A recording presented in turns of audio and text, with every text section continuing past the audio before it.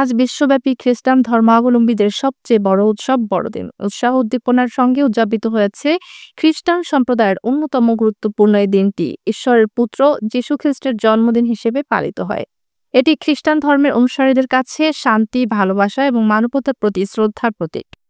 বড়দিন অনুষ্ঠানে ধর্মীয় আচার অনুষ্ঠান, বিশেষ প্রার্থনা, গির্জার সেবাযজ্ঞ এবং বিভিন্ন ধরনের সাংস্কৃতিক কর্মকাণ্ডের আয়োজন করা হয়। গির্জাগুলো আলোকসজ্জায় সেজেছিল।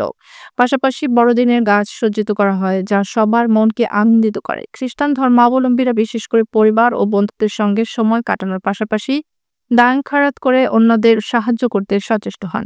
এছাড়া বড়দিনের সঙ্গে সম্পর্কিত সাংস্কৃতিক অনুষ্ঠানও হয়ে থাকে, যার মধ্যে রয়েছে বড়দিনের গান, নাটক এবং বিশেষ খাবারের আয়োজন। নানা ধরনের সুস্বাদু খাবার তৈরি হয়, বিশেষ করে পুডিং, কেক, মিষ্টি, বিভিন্ন ধরনের পিঠা।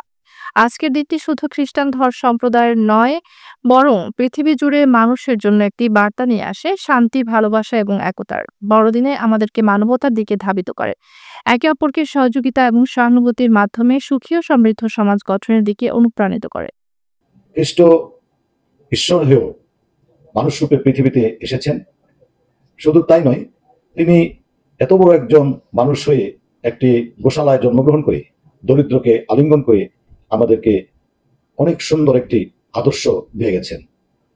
অর্থাৎ গুরু হয়ে যদি দীনদরিদ্রকে ভালোবাসা যায়, মানুষের প্রতি সেই ভালোবাসা প্রদর্শন করা যায়, মানুষকে আলিঙ্গন করা যায়, দরিদ্রকে যদি ভালোবাসা যায়, তাহলেই কেবল মানুষের প্রকৃত সেবা হয়।